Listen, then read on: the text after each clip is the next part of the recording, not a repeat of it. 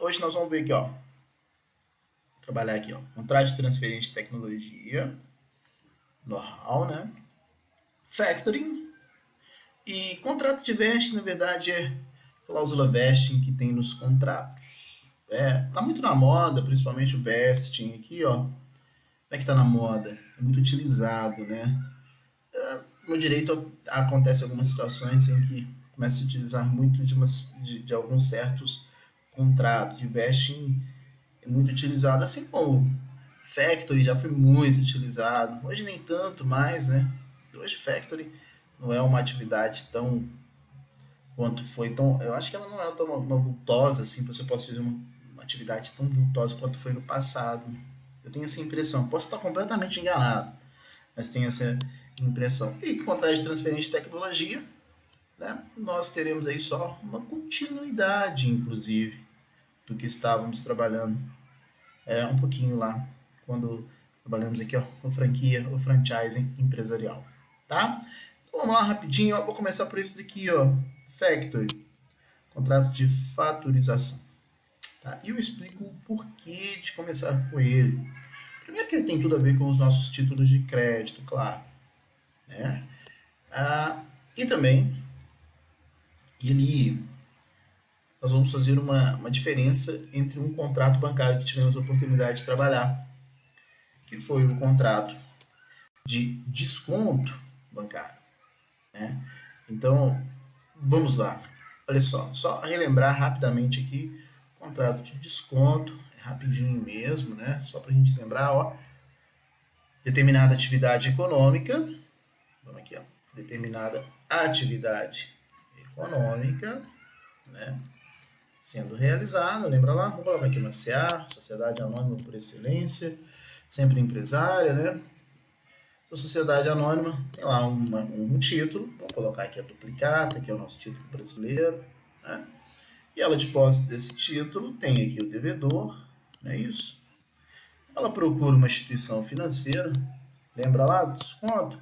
Ela procura o banco, e aí, claro, transfere para essa instituição financeira, faz o endosso para o banco. Esse endosso é um endosso translativo, transfere a posse mais a propriedade para o banco. E aí, lembra do desconto? Imaginemos que o título seja de R$ 1.000. Né? O banco vai cobrar, a depender da data de vencimento ali, um percentual sobre esse desconto bancário. Né? Título de exemplo, vou colocar aqui que o banco adianta para essa pessoa R$ 970, fazendo ali essa operação, e chega a data do vencimento. Na data do vencimento, então, o que nós teremos? A data do vencimento tem duas opções, duas possibilidades, na verdade. Né? Esse devedor, ele faz o pagamento, e o banco recebe o valor de face do título, R$ 1.000. Né? Ou, lembra? Ou, e aí veio grande importância, né? O banco não recebe nada, o devedor não faz o pagamento, como houve o endosso, e aqui vem a grande diferença, como houve o endosso, e o endosso foi translativo, o banco pode cobrar daquela pessoa que fez o desconto. Lembrando que o valor a ser cobrado vai ser o valor integral de R$ 1.000, o nosso exemplo. Esse é o desconto bancário. Com a Factory, não vai acontecer isso não. Nós vamos fazer o mesmo panorama, a diferença é que não será uma instituição financeira, será uma Factory. Né? Nós temos aqui a sociedade, que exerceu uma atividade empresária, nós temos a duplicata, e essa duplicata, mesma situação que nós vimos ali o devedor, né? Nós temos aqui o devedor, mesma situação que vimos, essa duplicata será transferida, vamos colocar aqui a nossa Factory, que não é instituição bancária. A grande diferença que está, a grande diferença que nós temos, reside justamente aqui, ó, essa duplicata, vou colocar aqui a duplicata, sendo transferida, ela não será transferida por endosso. Ela não será transferida por endosso. Né? Ao revés, ao contrário, ela será transferida por meio de cessão de crédito. E aí nós já sabemos, né? Se faz a transferência não por endosso, mas por cessão, Não sabemos. O que vai acontecer? Com a cessão, nós temos a seguinte situação. Ora, aquele que transfere por meio da cessão, ele tem que garantir a existência, lembra lá? Ele tem que garantir a existência do crédito, ou seja, o título tem que existir, o título tem que ser válido, o título não pode ser nulo, não pode ser falso, né? Mas ele não garante, olha nas aulinhas de cessão lá, né? Foi até objeto da nossa prova, no endosso próximo, que tem efeitos de cessão. Ele não garante a solvência do devedor. Isso quer dizer, e isso faz uma grande diferença, né? Aqui, ó, no desconto, se o banco não receber do devedor, o banco pode cobrar de quem lhe transferiu o título, quem transferiu a duplicata, porque tinha um endosso translativo, que transfere a posse e a propriedade. Já aqui, a Factory, ela assume esse risco. Né? Então, a Factory assume esse risco, e se não existir endosso, e a transmissão se dá por meio de um contrato de cessão, a Factory, ao assumir esse risco, ela não poderá exercer o direito de regresso contra quem promoveu aí esse desconto perante a Factory, né, quem recebeu antecipado. É por esse motivo que enquanto um devedor, né, não fizer o pagamento, a Factory pode cobrar única e exclusivamente desse devedor cessão. Né? Aquele que transfere responde pela existência, aqueles que cede, né, responde pela existência do crédito, mas não pela solvência do devedor. Ele não é garantidor do pagamento, não é transferido por meio de endosso. Né? Quem assume o risco, a Factory. Esse é o motivo pelo qual o percentual cobrado para a Factory será infinitamente maior por assumir esse risco do que as instituições financeiras. A título de exemplo, 10% de deságio daquela faturamento. Por que eu disse inicialmente que a atividade de Factory ela não se mostra tão mais vultosa, tanta movimentação? No meu ponto de vista, eu posso estar enganado, né? Porque hoje, do meu ponto de vista, nós temos hoje uma gama muito grande de instituições financeiras, de bancos, né? É inegável que nós temos um acesso muito grande ao crédito. Mas também é inegável, e aí nós temos que entender isso sempre, penso eu, né? Que mesmo que nós tenhamos um acesso grande ao crédito, mesmo que nós tenhamos acesso a instituições financeiras, a banco, existem muitas pessoas que, eventualmente, estão negativadas. Né? Negativadas. E, estando negativada, acontece de não ter crédito no sistema bancário convencional. O que não impede de uma factory, né, poder realizar uma operação mesmo tendo algum tipo de restrição, porque é uma questão contratual. As instituições financeiras é mais difícil acesso ao crédito porque o sistema é muito mais informatizado, penso eu, né? Assim, hoje eu sei também que instituições financeiras fornecem crédito, mesmo que haja negativação, claro, né? Nós sabemos de tudo isso, tá? Mas essa basicamente é a diferença do contrato de factory. A gente... Oi, pois não. É uma pessoa jurídica. Ó, oi? É uma pessoa jurídica. Não, isso aí é financeira, né? Isso é financeira, normalmente. Veja, o que é uma factory? A gente pode entender uma pessoa jurídica, né, que recebe a cessão de créditos oriundos de operação de natureza comercial, assumindo risco na sua liquidação. Ou seja, é essa pessoa jurídica que vai fazer a cobrança, vai receber aquele valor. Né? A factory, então, é uma pessoa jurídica destinada a receber o faturamento. Você vende a crédito e não tem a possibilidade de fazer um desconto bancário, esses pequenos comerciantes que não fazem esse desconto bancário, não é, pelo amor de Deus, né, gente? Factory, pessoas, ela é regular, não é agiotagem, não. Nós sabemos que tem agiota e essas questões de agiotagem é crime, né? Nosso Código Civil não trata sobre a operação de factory, mas a vida inteira nós tivemos essa possibilidade de factory, uma pessoa jurídica criada que não é instituição financeira, que atende a pequenas, médias empresas na obtenção de capital de giro. Elas não colocam muita dificuldade, né? Que normalmente são encontradas ou eram encontradas nas operações de desconto bancário. Hoje está muito mais flexível, né? É só aquela pessoa que tem uma restrição mesmo de crédito, vamos assim dizer, tá? Então, você tem que entender o seguinte, uma pessoa jurídica que é transferido esses créditos para ela, né? Aqui, ó, tem até a circular 2715 do Banco Central, né? Que é o fomento mercantil. É uma pessoa jurídica que compra o direito creditório, né? Com assessoria creditícia. Ela compra crédito e paga um deságio.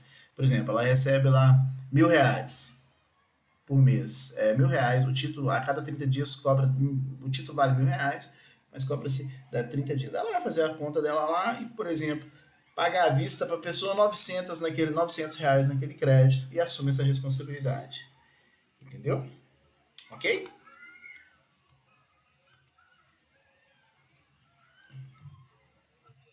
Ótimo. Mas deu para entender mesmo? É uma pessoa jurídica mesmo, não tem tanta essas questões assim, tá? Não, não é porque a prática da agiotagem ela é crime justamente porque não se pode aplicar, né, nenhum tipo de taxa de juros acima de 1% ao mês, a não ser que você seja uma instituição financeira. Mas a Factory ela é regulamentada, é uma atividade de fomento regular, né? A pessoa que vai ser o fatorizado é uma pessoa jurídica, comerciante ou não, pode ser uma pessoa física, se tiver um cheque, você pode ir lá fazer, né? O fatorizador, que é o factor, é uma pessoa jurídica. A empresa de factor não é instituição financeira. É compra e crédito e faturamento, região de transação mercantil de prestação de serviço, né? Então, ela é uma atividade regular, tá bom? Isso é uma factor. Mas o acesso ao crédito hoje, sem sombra de dúvidas, tornou-se essa operação de factory é, vamos assim, menos atrativa, vamos assim dizer, né? Porque as pessoas têm mais acesso ao crédito. Ah, e na prática, o que você percebe muitas das vezes é que a Factory pede algumas garantias no contrato que não tem problema nenhum também, né? Ah, tá bom, não é responsável, faz a sessão de crédito, não é responsável. Aí há uma deturpação normalmente do instituto porque pede-se algum tipo de garantia paralela para a realização, que é uma prática negocial. E aí muito se discute se factory é ou não é agiotagem. A depender da garantia, a depender da prática que é realizada, vai caracterizar a agiotagem mesmo. Então tem que tomar um cuidado. Há uma linha tênue aí. Beleza?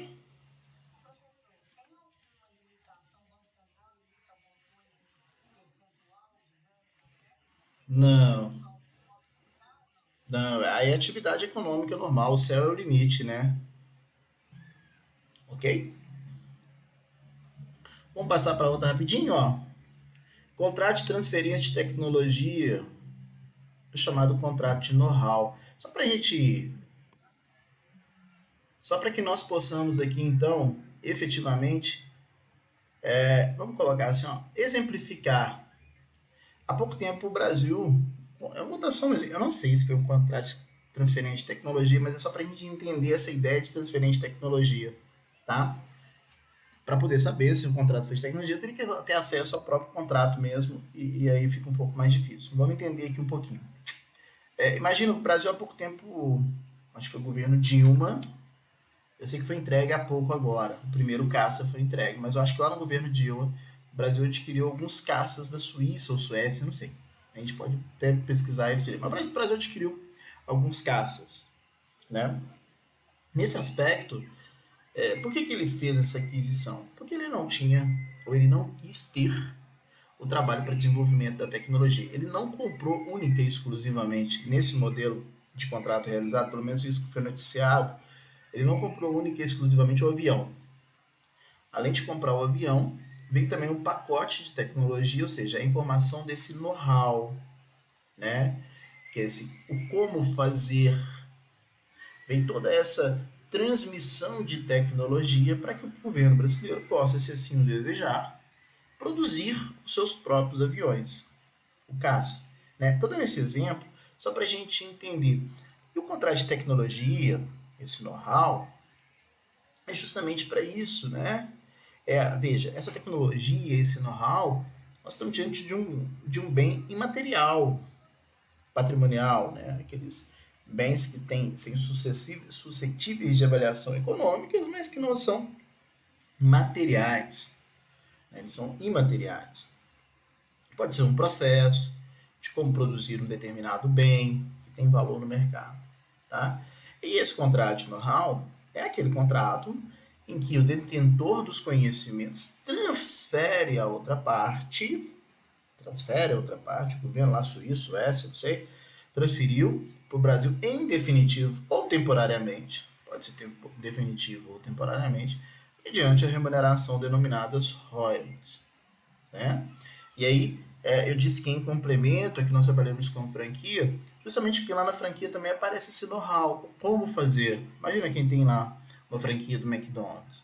Ele absorve de forma permanente ou de forma temporária, a depender do tipo do contrato também, ele absorve aquilo, o como fazer, né? Que é esse know-how, o como realizar essa atividade. Só que aqui o contrato de know-how ele é mais específico que o contrato de franquia, porque ele é só uma transmissão de conhecimentos tecnológicos, né?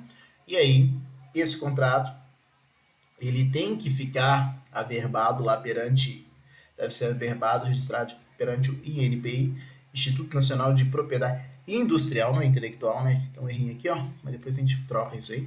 É industrial, INPI. Ele vai ser averbado lá, justamente dando conta que aquela pessoa está usando aquela tecnologia que provavelmente é uma tecnologia que está sob a proteção do INPI, talvez por uma patente, né, nesse aspecto, tá? Tem uma instrução normativa lá, ato normativo 135 de 97 do INPI sobre isso. Mas o que a gente precisa saber é isso, ó, tá?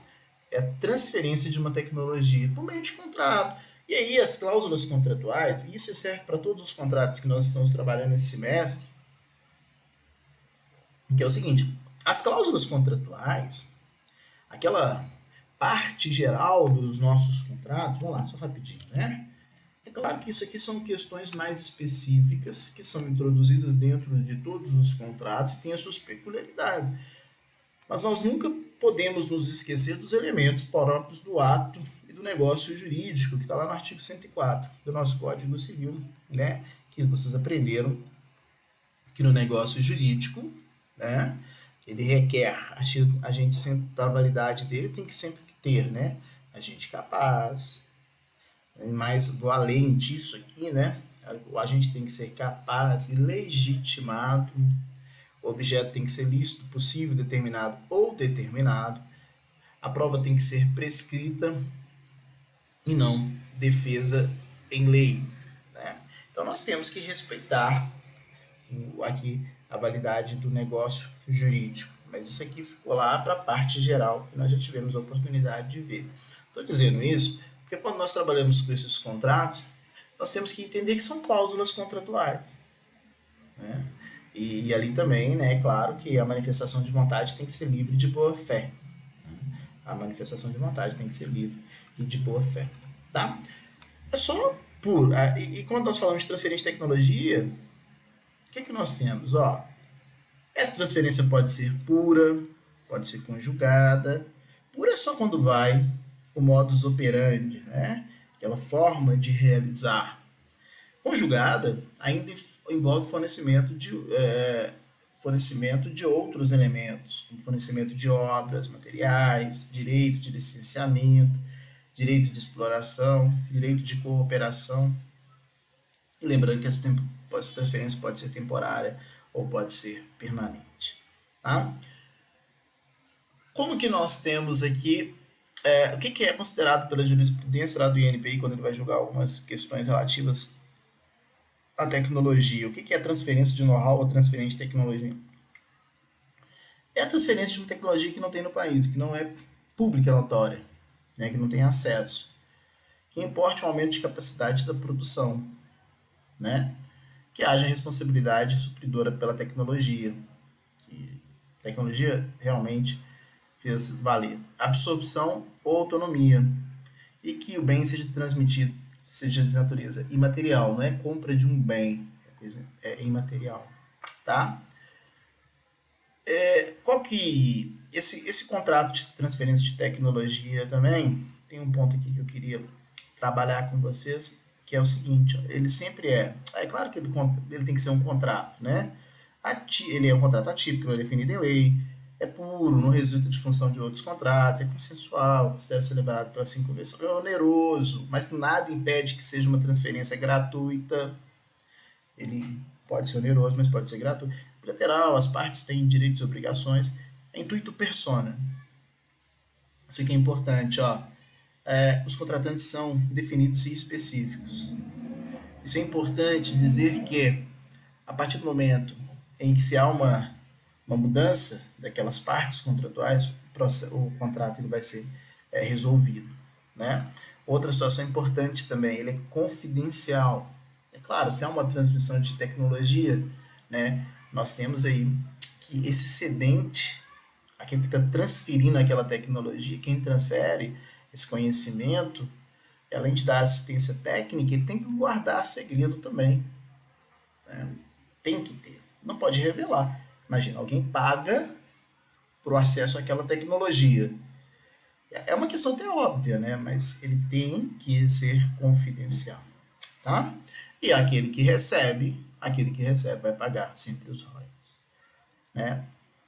O contrato em intuito persona, ou seja, a extinção gera aí a mudança das partes contratuais, como eu digo, gera a sua extinção. Capacidade, morte, falência, qualquer uma substituição das partes. Tranquilo? É isso. Não tem muito o que falar, não, né? Bom, deixa para o finalzinho assim, o que é bem mais fácil, né? Nós tivemos aquelas questões relativas às nossas aulas tão mais pesadas. Agora no final é tudo muito fácil, né? Acho isso ótimo.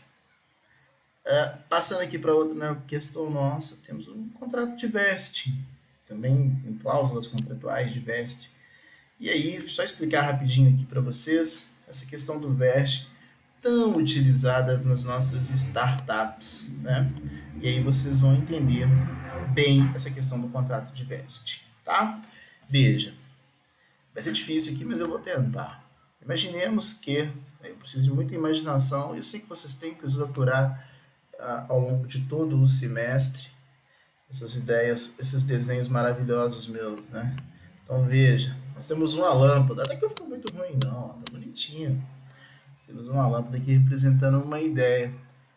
E é claro que hoje está muito na moda essa questão relativa às startups, né? Mas não é que está na moda, é porque nós precisamos do empreendedorismo, o mundo muda o tempo todo, e do dia para a noite você vê questões que são empreendedoras e que o céu é o limite mesmo, né?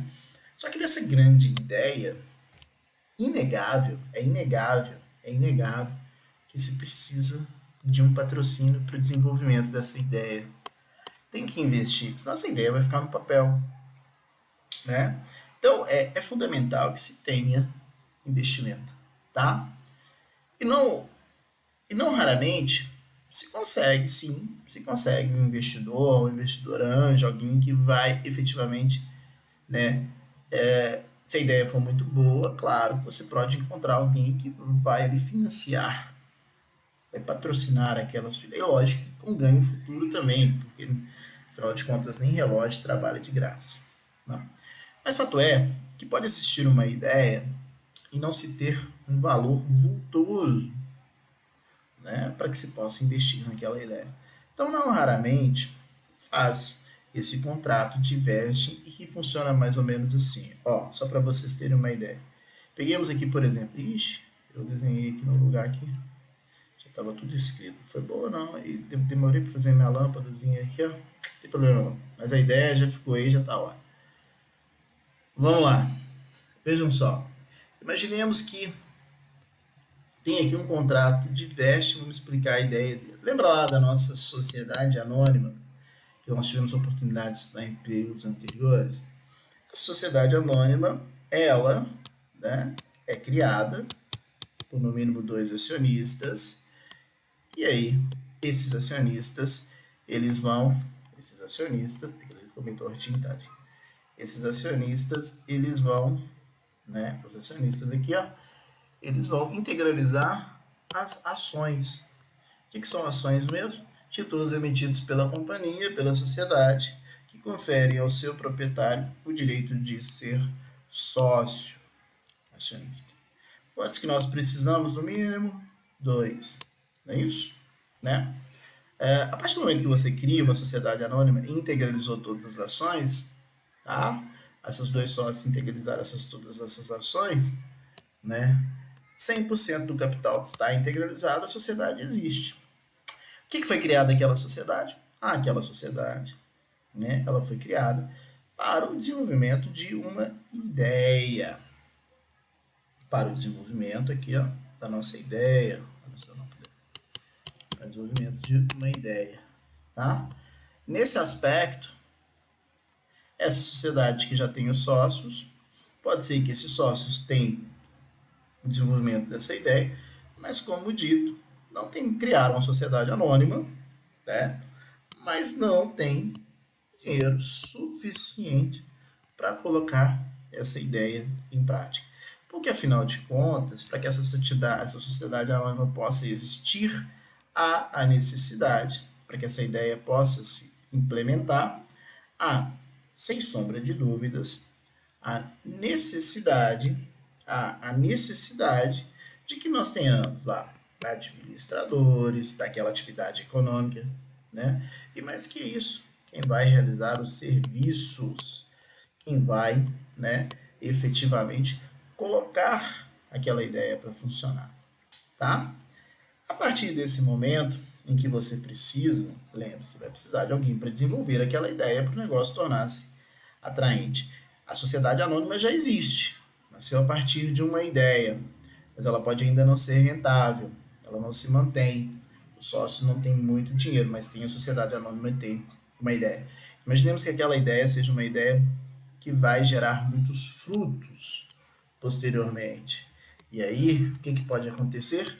Aquela sociedade anônima ter um alto valor, porque o produto é bom, porque a ideia é boa, ela começa a ter um valor bem expressivo.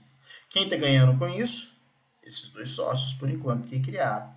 Só que lembra que eles não tinham dinheiro para poder desenvolver essa ideia, o que eles podem fazer? E aí vem um contrato de veste, uma cláusula veste. Contei isso tudo para chegar aqui, ó, né? Eles podem estabelecer um contrato, que é justamente esse contrato de veste, colocando cláusulas e metas específicas para o desenvolvimento dessa ideia e contratar perante terceiros, né? Essa pessoa vai desenvolver com base nesse contrato e, claro, a partir do momento que ele for cumprindo essas metas, serão transferido para essa pessoa, ao invés de receber o rico dinheirinho, vai receber o quê? Ações. Vai receber as ações. Vai receber as ações de onde? Vai receber as ações aqui, dessa nossa sociedade anônima. E como que ele recebe essas ações da sociedade anônima? Olha, os sócios que já integralizaram e que a sociedade funciona, esses sócios vão fazer a transferência para as ações. De que forma? Tudo em conformidade com esse contrato e tudo em conformidade com essas metas específicas, né? E para o desenvolvimento daquela ideia. Agora, tem que tomar um cuidado muito grande, né? Você sabe muito melhor do que eu que isso tem que ser única e exclusivamente para o desenvolvimento daquela atividade, para aquele negócio, e não pode estar, né, esse contrato de vesting, ele não pode ser travestido, ele não pode vir para fraudar, ele não pode ser utilizado como um meio, e a palavra é essa mesmo, né, para fraudar, não pode ser utilizado para fraudar especificamente uma relação de emprego, né, porque senão tem que ficar bem estabelecido, por isso tem que ter metas e o contrato tem que ser bem estabelecido para se evitar, né, fraude a qualquer contrato de emprego, metas pré-estabelecidas, metas estipuladas, o contrato tem que ser específico e a pessoa não pode ser empregado. Objeto, né, tem que evitar essa fraude aí. O objeto é para desenvolvimento, por isso eu tive tanta dificuldade para criar essa lâmpada aqui, que era a ideia, né? O desenvolvimento dessa ideia aqui, ó. Não é para ser um empregado e transferir ações para o empregado, não. Não é para fraudar essa relação, não. Né? Esse é o contrato de vesting, nada mais do que isso, transmissão de ações para uma determinada pessoa a partir do desenvolvimento daquela ideia. Oi, pois não. Ah, perdão. O objeto do contrato é único e exclusivamente para o desenvolvimento da ideia, daquela startup, daquele mecanismo, do objeto mesmo daquela atividade econômica que está sendo proposta, daquele produto que está sendo desenvolvido. Não pode ser um simples empregado. Tem que ter cuidado para não se confundir com fraude em contrato de trabalho. Não pode faltar trabalho. Na realidade, o contrato de relação de emprego. Né? Não pode fraudar isso daí. Tranquilo? Tranquilo? Tá? Então, aqui, ó, rapidinho, é isso mesmo, né? É um contrato em que as partes pactuam que haverá uma distribuição de ações disponíveis em uma sociedade empresarial. Ela não é integralização com serviço também, não, gente. Vocês conseguiram ver, né? A sociedade já existe, já tem os acionistas, serão transferidas as ações dos acionistas para outras pessoas, né? De maneira gradual, progressiva, levando em conta parâmetros especificados em produtividade estabelecido em contrato. Isso quer dizer que alguns determinados agentes terão direito de ações às ações, levando em conta a observação de parâmetros que está dentro de um contrato, produtividade dentro de um decurso de tempo. Né? Funciona como uma forma de estilo investimento, né? Dedicação pessoal, empenho, que será sócio e que vai desenvolver aquela atividade econômica. Né? Quanto maior o esforço, maior o dispêndio, maior o número de ações que serão transferidas. Cada receberá ações da sociedade atendendo critérios fixos ou fixados de forma contratual. Né? O contrato de veste, ele está muito interligado nesse sistema empreendedor, né, das startups, tá? E é uma forma de ganho progressivo de ações. Tá? Não é uma forma obrigatória, mas é uma forma que você não precisa pagar para poder desenvolver aquela ideia, né? Você não precisa de tanto capital de giro. Por isso que torna-se bem interessante. Tá? A deliberação da CVM 728 de 27 de 2014, ó, CVM, reconhece a possibilidade de contrato de veste no Brasil e sugere cláusulas que devem constar nesses contratos para sua melhor implementação. Tá? E aqui está escrito tudo isso que nós já dissemos. Beleza? Acho que não tem tanta necessidade de ficar. Depois eu vou colocar o PDF para vocês e aí faço uma leitura com calma. Ok?